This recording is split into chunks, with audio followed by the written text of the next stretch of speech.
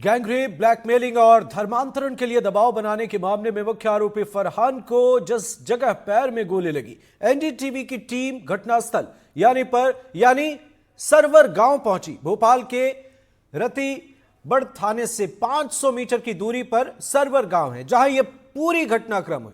वहीं पर आरोपी फरहान ने खेत और जंगल का फायदा उठाकर भागने की कोशिश की। फरहान ने पहले हाईवे से सटे हुए खेत के पास पुलिस की गाड़ी रुकवाई और फिर सब इंस्पेक्टर से पिस्टल छीनने की कोशिश की थी। इस दौरान पुलिस के साथ छीना झपटी हुई और फरहान के पैर में गोली लगी। घटनास्थल पर एफएसएल की टीम पहुंची, गोली का खोखा बरामद किया गया। घटनास्थल पर चप्पल, खून के निशान मिले। देखिए ये तस्वीरें हम आपको दिखा रहे हैं, एक्सक्लूसिव तस्वीरें उस जगह की, उस घटनास्थल की जहां पर ये पूरी घटनाक्रम हुई। ये एक्सक्लूसिव तस्वीरें हम आपको दिखा रहे हैं, फर्स्ट विजुअल आप देख रहे हैं एनडीटीवी पर।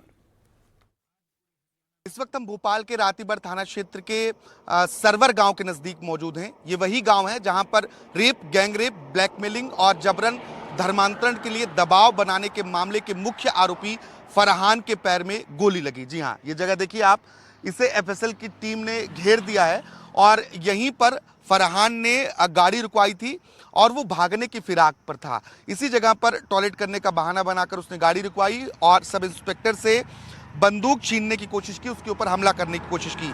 यहाँ जो मिट्टी है उसके ऊपर खून आपको नजर आ गया, क्योंकि धूप बहुत ज़्यादा है और मिट्टी है तो मिट्टी ने खून को ऑब्जर्व कर लिया, लेकिन उसके निशान यहाँ पर बाकी हैं। सुबह एफएसएल की टीम यहाँ पर पहुंची थी, उसने यहाँ से गोली के खोखे बरामद किए हैं और कुछ और जो यहाँ पर उनको जांच पड़ताल करनी थी वो जांच पड़ताल की प्रक्रिया पूरी की है।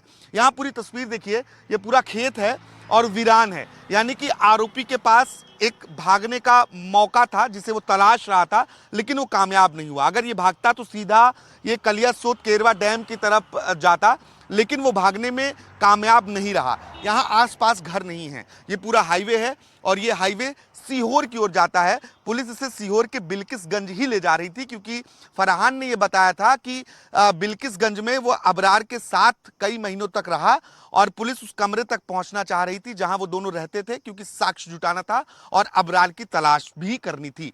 हालांकि ये जो कहानी है ये मनगढ़ंत भी पुलिस को लग रही है, क्योंकि वो उसका मेन मकसद जो था वो भागना था और इसलिए उसने इस रूट का चयन किया हो, क्योंकि यहाँ पर आप दूर दूर तक देखेंगे घर नहीं है और पूरा खेत है।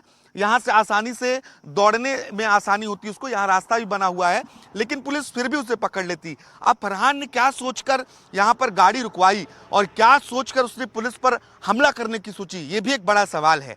हालांकि इन तमाम बिंदुओं पर पुलिस जांच पड़ताल कर रही है और फरहान के ऊपर एक केस और जुड़ा है, एक और एफआईआर हुई है।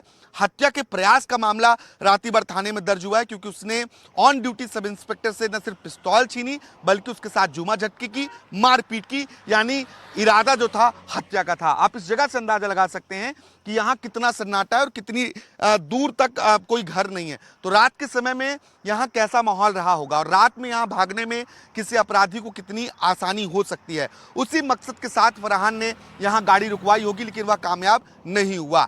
फिलहाल भोपाल पुलिस ने एक फरार आरोपी अबरार पर 2 अलग अलग मामलों में 20,000 का इनाम घोषित किया। उसे तलाशने के लिए बिहार के मुजफ्फरपुर भी एक टीम भेजी गई है। एक आरोपी फरार है, उसकी तलाश की जा रही है, जबकि फरहान को हमीदिया अस्पताल में एडमिट कराया गया है।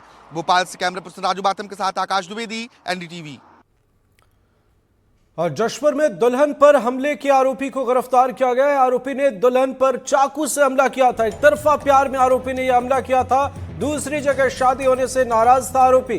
पुलिस के सामने आरोपी ने अपना जुर्म कबूल किया है। तो कुछ तस्वीरें भी सामने आई हैं जशपुर से, यह खबर, जहां दुल्हन पर हमले मामले में आरोपी को गिरफ्तार कर लिया गया है। आरोपी ने दुल्हन पर चाकू से हमला किया था। बताया जा रहा है कि एक तरफा प्यार में आरोपी ने यह हमला किया था।